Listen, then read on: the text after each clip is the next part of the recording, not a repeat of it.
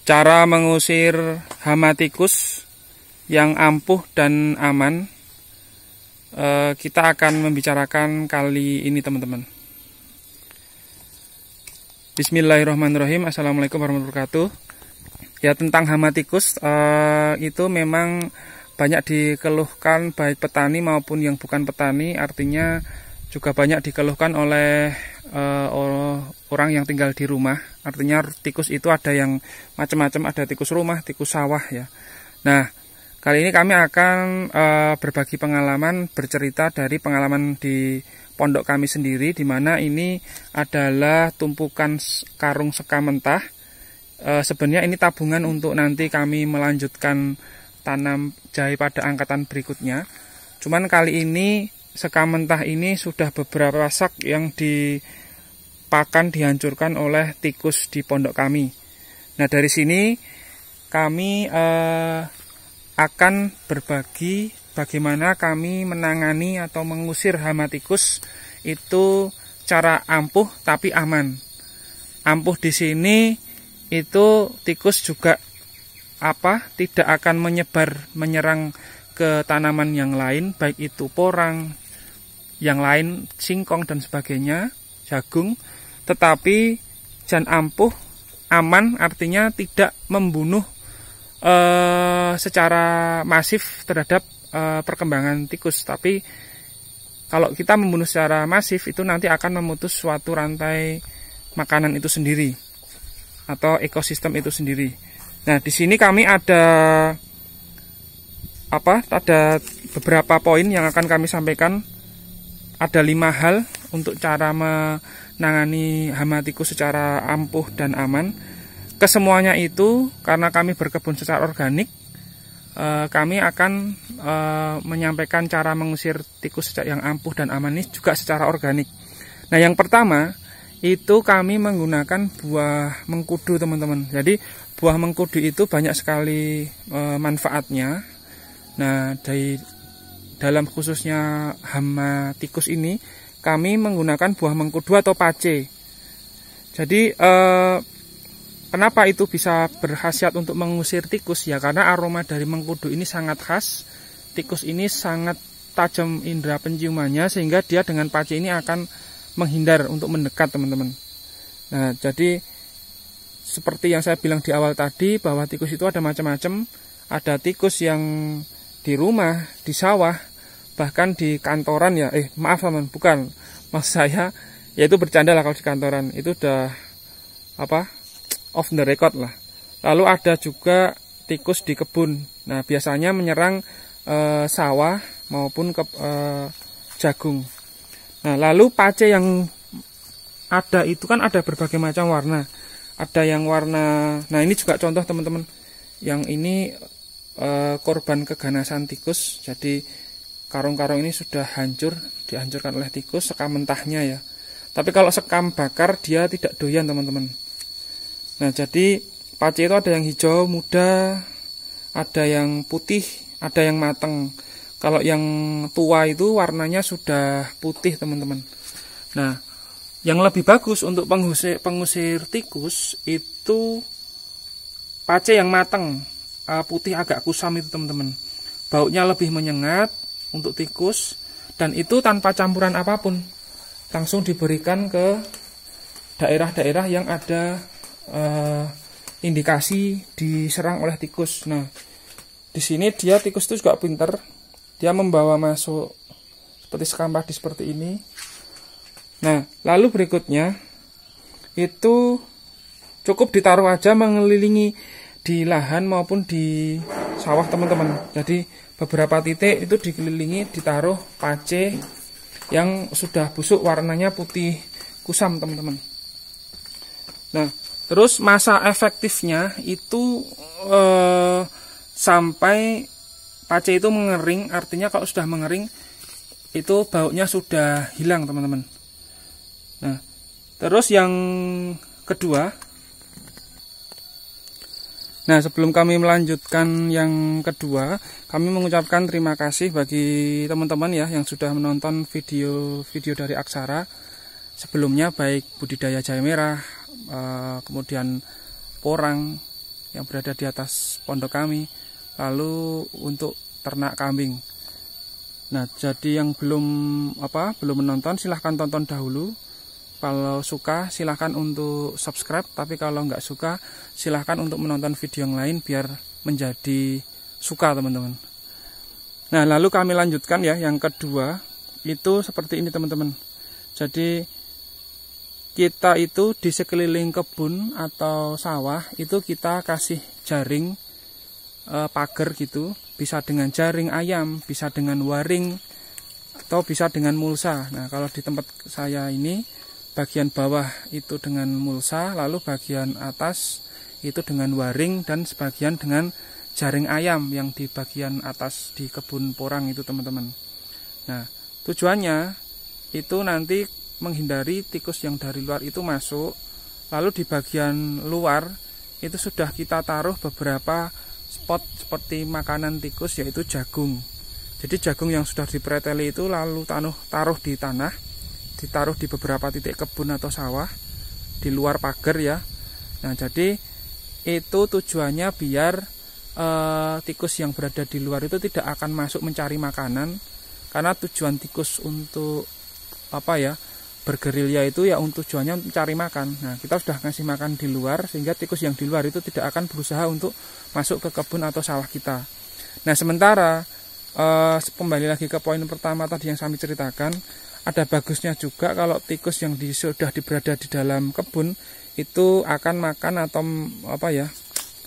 menghancurkan dari tumpukan sekam mentah ini. Artinya konsentrasi mereka itu hanya di situ, tidak akan merusak ke bagian lain. Nah, jadi kita kalau tidak, karena sifat kita itu kan di berkebun kan kita juga berbagi ya dengan makhluk hidup yang lain. Itu jangan sampai kita itu membunuh banyak tikus secara masif gitu. Karena nanti kalau tikus itu sudah banyak yang mati dan populasinya turun drastis di area seputaran kebun atau sawah kita, itu nanti juga pada urusan rantai makanan seperti ular, lalu burung hantu maupun burung pemakan daging yang lain itu tidak dapat mendapatkan makanan. Sehingga kalau kita hidup bertetangga, kita misalkan dekat dengan tetangga radius berapa meter gitu, nanti resikonya itu ular tersebut akan makan ayam tetangga kita atau bahkan ayam peliharaan kita sendiri. Jadi kita perlu secara lebih bijak, kalau kita ingin membunuh tikus secara masif dengan racun di kebun atau di sawah, itu resikonya perlu dipertimbangkan yang itu juga teman-teman. Kalau tetangga kita punya ayam, ular juga nanti akhirnya nggak punya makanan tikus, akhirnya ular akan mencari makan dari makan ayam itu sendiri. Karena itu kita paham lah tentang ilmu rantai makanan. Tikus dimakan ular nanti, terus ular kalau nggak ada tikus makan ayam. Bahkan ular yang kecil yang makan tikus, nanti ular kecil itu juga akan dimakan oleh ular yang besar. Nah, lalu ular yang besar juga menjadi santapan dari burung elang maupun dari burung hantu maupun yang lain teman-teman. Sehingga kalau manusia itu kalau bijak dalam menyikapi alam, itu kita juga jangan terlalu nafsu untuk mendapatkan untung besar dari kebun atau sawah, tapi mengorbankan ekosistem rantai makanan ini. Nah, itu juga tidak bagus juga teman-teman. Nah, sehingga kadang itu kalau di rumah tikus itu kan kadang dikasihkan beberapa cara ya. Jadi kayak kapur barus, bawang putih, bawang merah, kulit durian, apapun itu yang aromanya itu membuat tikus itu nggak mau untuk mendekat ke rumah, khususnya yang ini biasanya di rumah-rumah yang di kompleks perumahan seperti itu. Lalu kulit telur yang dihancurkan, kopi, merica, cengkeh. Tapi biasanya itu hanya sesaat. Awalnya memang tidak mau masuk, tapi tikus juga menemukan cara yang lain untuk mencari cara biar bisa masuk ke rumah. Jadi manfaat itu hanya berkhasiat di awal saja teman-teman. Insting tikus itu bagus sekali, sangat cerdas, sehingga bahkan dengan perangkap saja itu paling ketangkap di awal saja. Setelah itu tikus juga makin pintar sehingga tidak mau untuk terperangkap tidak mau terperangkap ke situ lagi. Bahkan dengan pancingan berbagai jenis makanan dia sudah cukup hafal dengan itu bahwasanya itu perangkap, sehingga tikus itu akhirnya malas gitu. Nah, kami juga menghindari racun tikus karena akan mati di sembarang tempat, bahkan di dekat sumber air, sehingga akan menimbulkan bau yang menyengat, aromanya busuk. Bahkan racun ini juga berbahaya nanti jika tikus yang mati karena racun lalu tikus itu dimakan kucing juga ikut akan mati karena racun dari tikus akan terbawa masuk ke kucing. Jadi rawan jika kita hidup dekat tetangga yang mempunyai kucing. Nah, bahkan aroma busuk dari tikus yang mati dikarenakan minum racun yang kita berikan itu bisa sekitar 1-2 bulan. Satu mingguan teman-teman, 1 mingguan.